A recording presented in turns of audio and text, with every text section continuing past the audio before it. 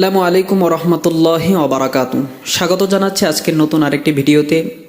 কোরবানি মুসলিম বানিয়ে তো সে কোরবানি নিয়ে এক উৎসুক প্রাণ। সেজন্য আজকে আমরা জানব কোরবানির ইতিহাস, গুরুত্ব, তাৎপর্য সহ এ টু জেড ইনশাআল্লাহুল আজিজ। তাহলে চলুন শুরু করি। কোরবানির প্রাথমিক ইতিহাস। কোরবানি এই শব্দটি আরবি কোরবান থেকে এসেছে, যা ইসলামের একটি গুরুত্বপূর্ণ ধর্মীয় প্রথা। ঈদুল আজহা উপলক্ষে এই কোরবানি পালন করা হয়। কোরবানির ইতিহাস পবিত্র কোরআন, হাদিস এবং ইতিহাসে বর্ণিত রয়েছে।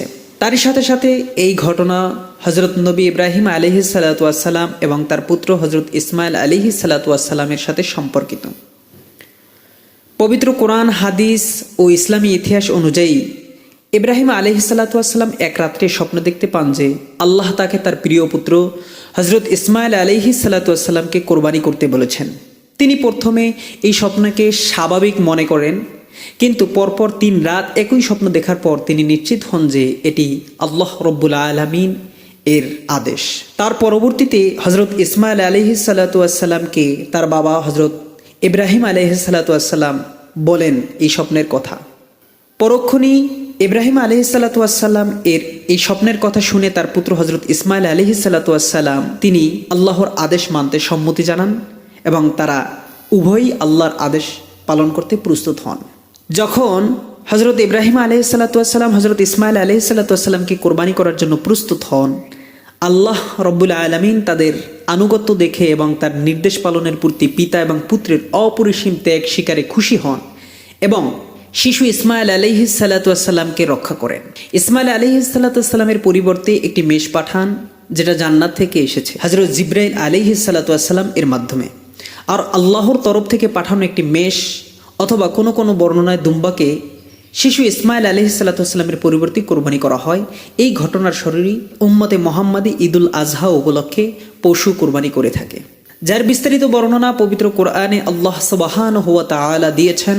অতঃপর যখন সে তার সাথে চলাফেরা করার বয়সে পৌঁছল, তখন সে বলল, হে প্রিয় বৎস, আমি স্বপ্নে দেখেছি যে আমি তোমাকে জবেহ করেছি, অতএব দেখো তোমার কি অভিমত।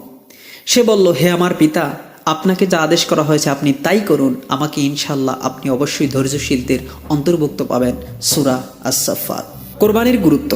কোরবানি ইসলামের একটি অত্যন্ত গুরুত্বপূর্ণ প্রথা, যা ঈদুল আজহা উপলক্ষে পালন করা হয়। এটি মুসলিম সম্প্রদায়ের জন্য একটি বিশেষ ধর্মীয় আচার এবং এর বহু গুরুত্ব রয়েছে। 1. আল্লাহ রব্বুল আলামিনের আনুগত্য ও বিশ্বাসের প্রকাশ। কোরবানি হলো আল্লাহর প্রতি মুসলমানদের আনুগত্য ও বিশ্বাসের প্রকাশ। এটি নবী ইব্রাহিম আলাইহিস সালাতু ওয়াস সালাম এর আল্লাহর প্রতি গভীর বিশ্বাস এবং আনুগত্যের প্রতীক।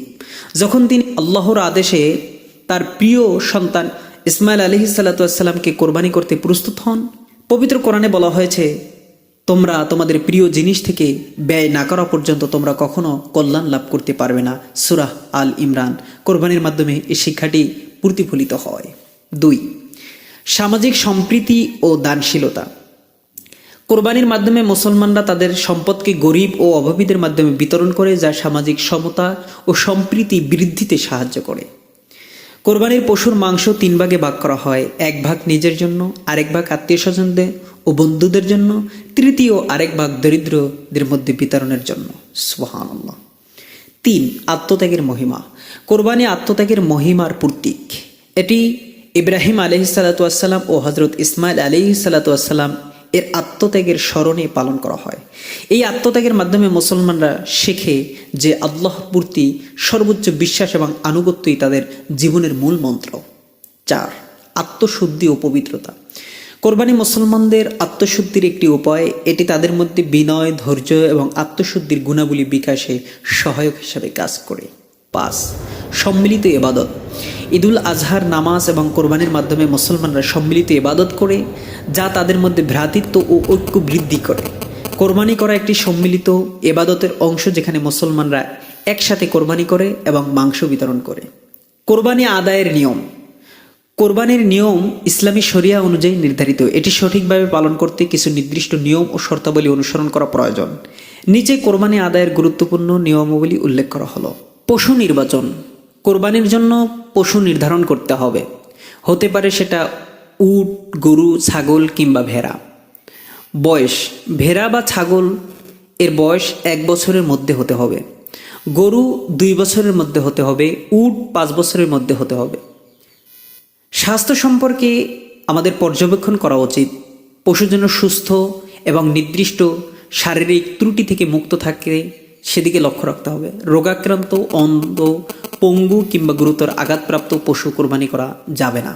কোরবানির পশুকে যদি কোরবানি করার কয়েকদিন আগে ক্রয় করা হয়, তাহলে এই কোরবানির পশু ক্রয় করার পরে একে যত্ন নেওয়া এবং তাকে সম্মান প্রদর্শন করা অত্যন্ত গুরুত্বপূর্ণ।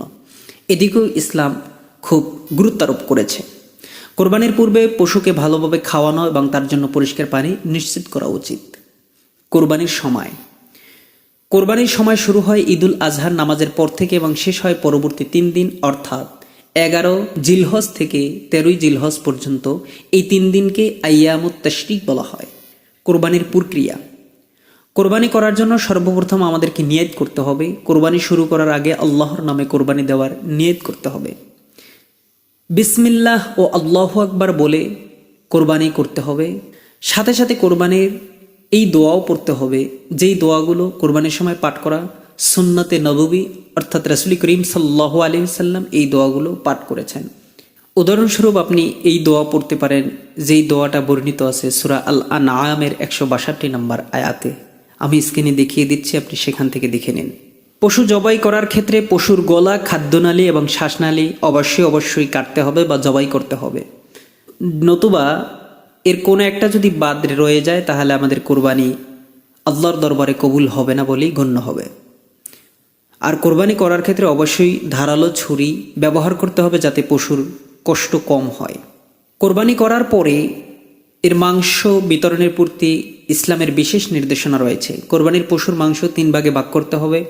1 ভাগ নিজের জন্য, আরেক ভাগ আত্মীয় স্বজন ও বন্ধুদের জন্য, আরেক ভাগ এলাকার দরিদ্র বা অভাবীদের জন্য। সুতরাং পরিশেষে এটাই বলা যায়, কোরবানি ইসলামের একটি গুরুত্বপূর্ণ ও ঐতিহ্যবাহী প্রথা, যা নবী ইব্রাহিম আলাইহিস সালাতু ওয়াস সালাম ও হযরত ইসমাইল আলাইহিস সালাতু ওয়াস সালামের আত্মত্যাগের স্মরণে পালিত হয়। এটি আল্লাহর প্রতি অগাধ বিশ্বাস ও আনুগত্যের প্রতীক।